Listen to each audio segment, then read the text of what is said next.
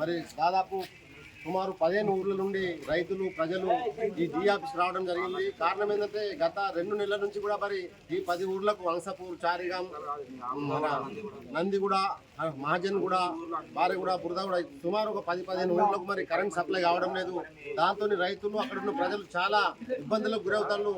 మరి ఇది అసలే వర్షాకాలం, ఈ వర్షాకాలం లోపల మరి క్రిమి కీటకాలు ఇళ్లలోకి వస్తాయి. అదేవిధంగా చిన్నపిల్లలను మరి దోమలు ఉట్టి మలేరియా, డెంగ్యూ అటువంటి రోగాలు వచ్చి మరి చనిపోతానికి ఎవరు బాధ్యత వహిస్తారు?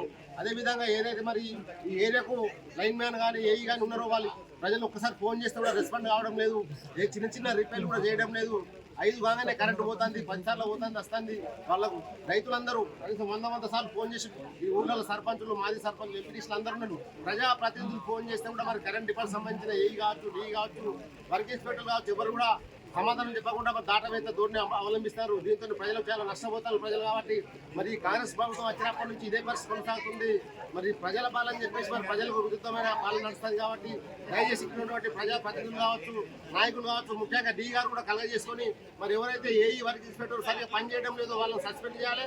ఆ ప్లేస్ లా మంచిగా పనిచేసే అధికారులు పెట్టినట్లయితే మరి మంచి కరెంట్ సప్లై అవుతుంది, ప్రజలకు న్యాయం జరుగుతుంది. కాబట్టి మేము బీఆర్ఎస్ పార్టీ ఒకటి కోరుకుంటున్నా, ఒకవేళ డీ గారు కానీ ఇదే విధంగా అవలంబిస్తే ఇంకా మేము మా పార్టీ తరఫు నుంచి రైతుల కొరకు, ప్రజల కొరకు ముందుండి వాళ్ళ సమస్య తీరే వరకు వాళ్ళకు తోడుగా ఉండి ఈ ఉద్యమాన్ని మరింత ఉధృతం చేసే అవకాశం ఉంటుంది. కాబట్టి దయచేసి డీ గారు కలగజేసుకొని ఇంతమంది వచ్చి ఒకసారి దయచేసి మీరు చూసి మీ లైన్ మ్యాన్ వర్క్ చేసుకొని పిలవండి, మీ ఏని పిలవండి, సమస్యను పరిష్కరించండి సార్. వాళ్ళు వర్షంలో తడుస్తారు, ఎంత కష్టం ఉంటాయి, పన్ను పాటు వదిలిపెట్టి ఇంతమంది వస్తారు, ఒకసారి అర్థం చేసుకోండి.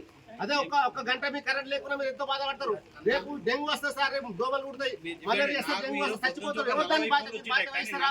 ఇంత నిర్లక్ష్య ధోరణి ఎందుకు మీకు? ఇంత నిర్లక్ష్యం ఎందుకు మీకు? మీరు జీతాలు ఇస్తలేరు వాళ్ళకు, కరెంట్ బిల్లులు కట్టాలి, వేల కరెంట్ బిల్లులు పెంచిండ్రు. ఒక 3 నెలలు కట్టకుండా కరెంట్ కట్ చేస్తారు. కరెంట్ సప్లై చేస్తలేదు మీరు. Line main line shooting system phone ఏది వచ్చినా రైతు నుంచి ముందు ఎవరికి నష్టం తప్పు. ఎవరికైనా జ్వరం చచ్చిపోతే శవాన్ని తీసుకొచ్చి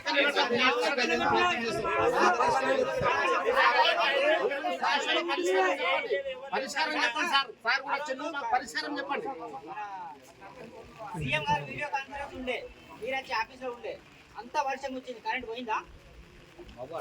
ఎందుకు పోలే ఆ రోజు? ఆ రోజు ఎందుకు పోలే? అంతకంటే పెద్ద వర్షం ఈ సంవత్సరమే రాలేదు. అదే పెద్ద వర్షం. ఎందుకు పోలే ఆ రోజు? ఎందుకు పోలేదంటే దాన్ని అడుగుతాము. అరే దీని ఉండే కాబట్టి పోలే. ధర్నా చేస్తే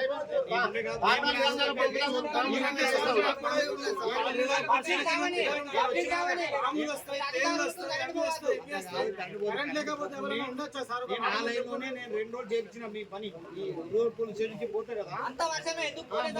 అంతకు ముందు 2 రోజులు చేయించినాను సార్. మామూలు ఏం డిమాండ్ చేస్తారని అర్థమైందా సార్? సార్ దయచేసి వినండి సార్. దయచేసి వినండి. ఇప్పటి వరకు ఏమంటే రెండవది ఆ ఫీడర్ రిపేర్ కాకుండా అవసరం అనుకుంటా ఆ ట్రాన్స్ఫార్ చేంజ్ చేయండి. అదేంటి మన సబ్ స్టేషన్ చేంజ్ చేసి ఓషన్ సబ్ స్టేషన్ చేయండి అని చెప్తారు వాళ్ళు. ఇది చేయలేము మనం.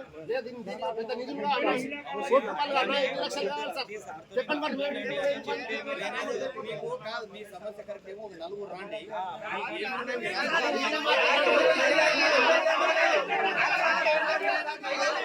Thank you.